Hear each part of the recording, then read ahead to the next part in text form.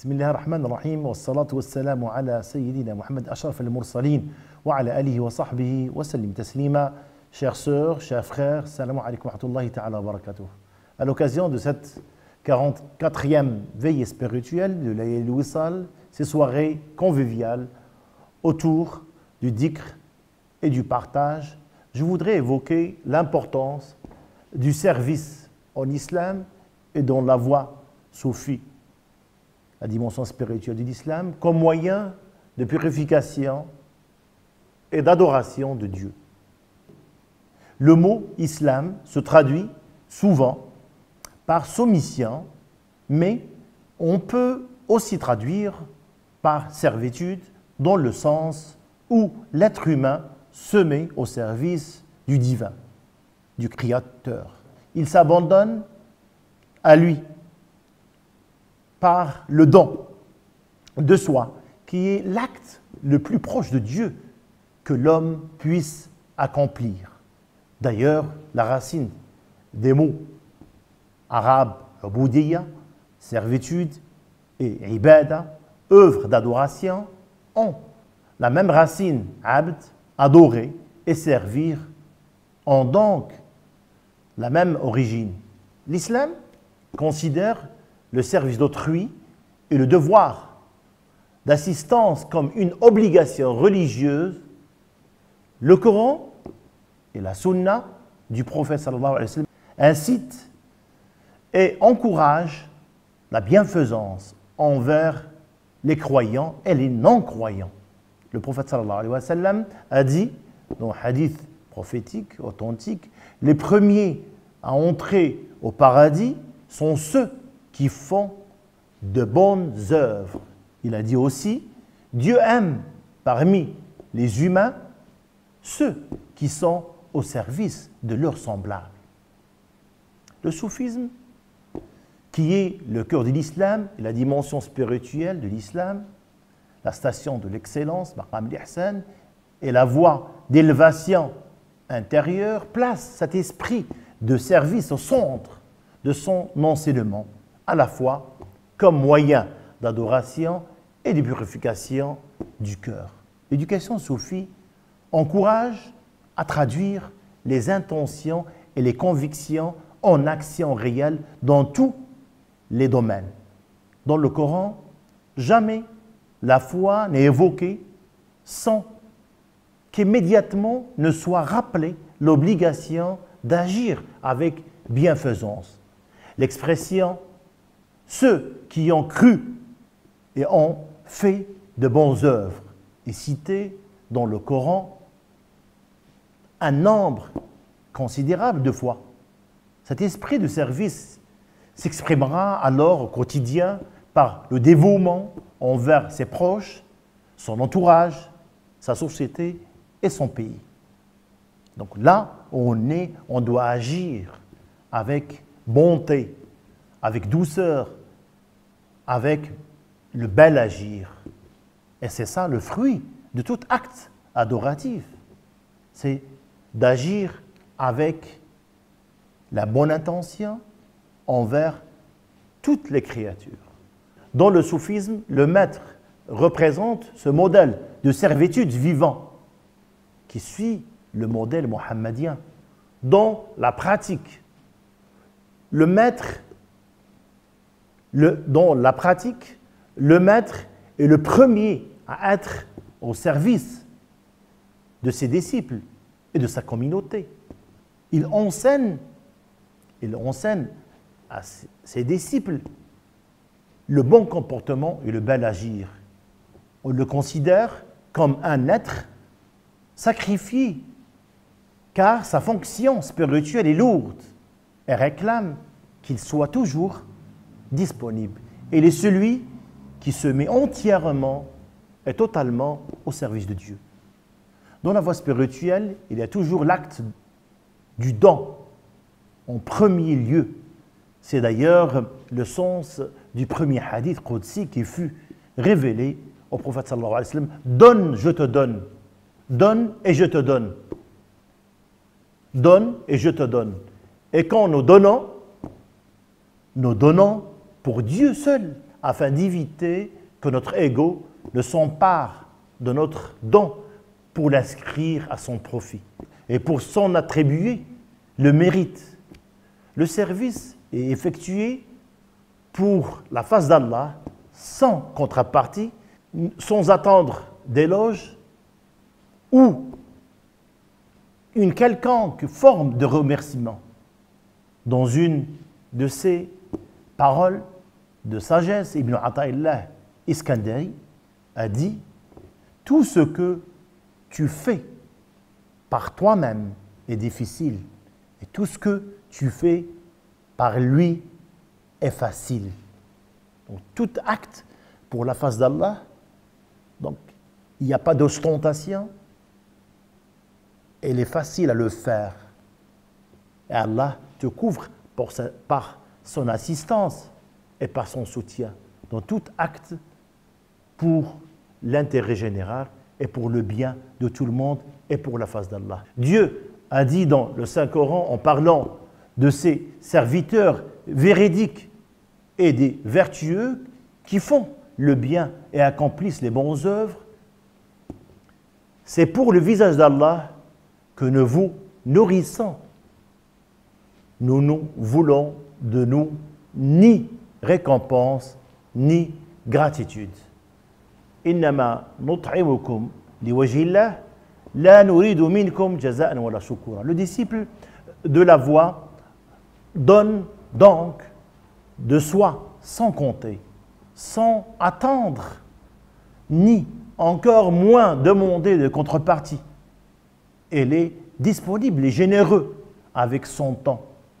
Cet esprit de service est un moyen de purification.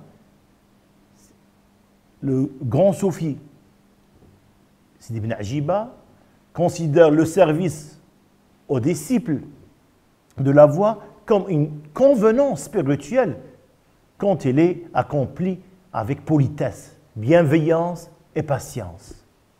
Dans la voie soufie, c'est l'invocation qui aide à développer cet esprit de service et de don de soi pour servir autrui avec dynamisme, sans relâche et sans condition. Le maître Sidi Hamza a dit « Le disciple reçoit dans la mesure où il donne, mais seulement s'il n'attend rien en retour.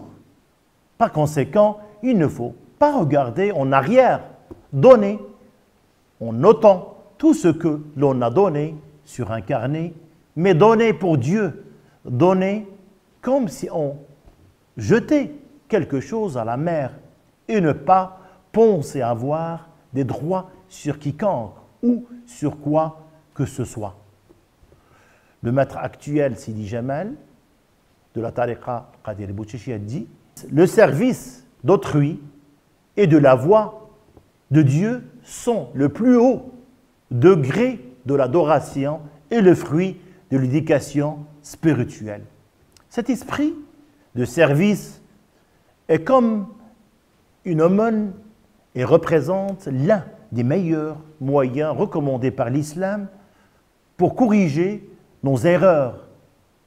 Et le prophète sallallahu alayhi wa sallam dit « L'aumône éteint le péché exactement comme l'eau éteint le feu. » Ici, par l'aumône, il s'agit non seulement de ses biens, mais aussi du temps consacré au service d'autrui, de la générosité et de l'aide désintéressée.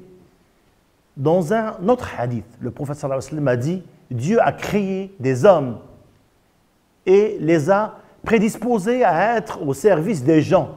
Ils aiment faire le bien. Dieu leur évitera les châtiments du jour dernier. » Le service d'autrui entraîne aussi la satisfaction de Dieu et fait en sorte que nos œuvres soient agréées. Dans un hadith Qudsi, Dieu annonce « Je n'accepterai la prière que de celui qui se montre modeste devant ma grandeur, qui n'agresse pas mes créatures, qui ne persiste pas à pécher, qui n'invoque constamment et qui fait miséricorde aux pauvres, aux voyageurs, en détresse, à la veuve et aux sinistrés. Donc, les bonnes actions, le bel agir, le service de l'autre, le service des causes nobles est recommandé et est le fruit de notre adoration et de notre éducation spirituelle avec sincérité pour la face d'Allah.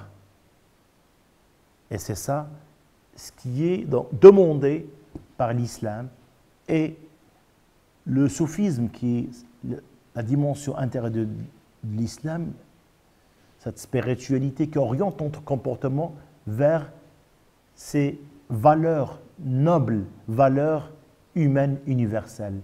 Pour conclure, la valeur du service joue un rôle essentiel dans la société pour créer de la solidarité, de l'empathie et de l'entraide. Elle incite à se dépasser, à diriger toute notre énergie et notre attention pour Dieu, comme nous l'enseigne ce hadith. Si quelqu'un vous rend service, faites de même avec lui. Si vous n'en avez pas la possibilité, invoquez Dieu en sa faveur. L'islam et le soufisme, cette dimension intérieure de l'islam et la station de l'excellence, maqam al-ihsan, nous invitent à faire en sorte que tous nos actes soient pour la face d'Allah et à mener le grand combat contre l'ego, tout en réalisant cette sagesse de Ibn Ata'illah al-Askandari qui nous enseigne « Accroche-toi aux attributs de sa seigneurie et sois conscient de tes attributs de servitude. » L'islam prône cette valeur universelle de service, essentielle à notre époque, et nous incite à s'engager dans toutes les actions sociales et humanitaires, dans tous les secteurs de l'aide et de la bienfaisance pour aider les plus démunis et à apporter un soulagement aux nécessiteux. Surtout, nous passons par une période difficile de crise sanitaire qui demande de valoriser ces valeurs universelles, humaines, nobles, de solidarité et de service de l'autre. C'est dans cet esprit que notre voix bénie mène des actions de solidarité au Maroc et à l'étranger en prenant une spiritualité active, positive, agissante et citoyenne, ce qui est le rôle du soufisme et l'éducation spirituelle. Nous prions Allah de faire de nous des serviteurs sincères et dévoués. Nous demandons à Allah de nous enraciner de son invocation et de purifier nos cœurs et de donner l'épanouissement.